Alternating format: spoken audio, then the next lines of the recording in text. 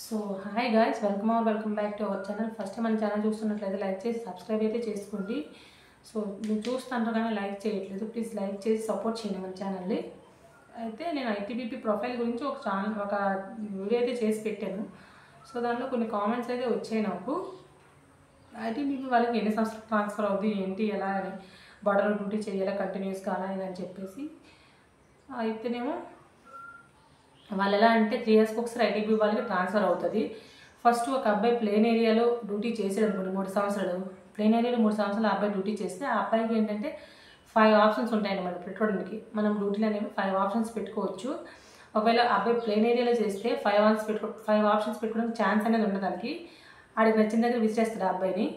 అలా కాకుండా ఆ అబ్బాయి బార్డర్ ఏరియాలో డ్యూటీ చేసాడు అనుకోండి, ఛత్తీస్గఢ్ అటువంటి ఏరియాలో డ్యూటీ చేశాడు అనుకోండి, ఆ అబ్బాయికి పెట్టడం ఛాన్స్ అనేది ఉంటుంది. ఎందుకంటే ఆ అబ్బాయి ఆల్రెడీ నక్సల్ ఏరియాలో డ్యూటీ చేశాడు కాబట్టి ప్లేన్ ఏరియాకి రావడానికి ఛాన్స్ ఉంటుంది. కాబట్టి ఆ అబ్బాయికి 5 ఆప్షన్స్ ఇస్తారు. ఆ 5 ఆప్షన్లో ఏదో ఒక ఆప్షన్ మనకు అనేది వస్తుంది.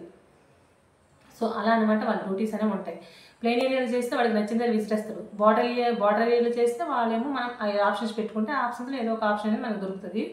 సో అలా ఉంటాయి అన్నమాట డ్యూటీస్. నెక్స్ట్ ఏంటంటే వాళ్ళు ఇంతకుముందు ఐటీబీపీ ఎలా ఉండేదంటే మన విశాఖపట్నంలో కూడా డ్యూటీస్ చేసుకోవచ్చు ఐటీబీపీ వాళ్ళకి. అక్కడ డాక్యార్డ్ ఏది ఉంది కదా, సో అక్కడ డ్యూటీ చేసుకోవచ్చు. కాకపోతే అప్పుడు ఎలా అంటే బెటాలియన్ టు బెటాలియన్ ట్రాన్స్ఫర్లు అనేవి ఉండేవి.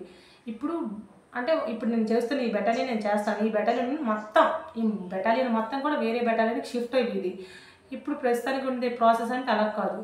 ఇప్పుడు నాకు ట్రాన్స్ఫర్ అంటే నేను ఒక్కరిదన్నే వెళ్తాను, అదనమాట ప్రాసెస్. అప్పుడు అలా ఉండేది, ఇప్పుడు ఇలా మారింది.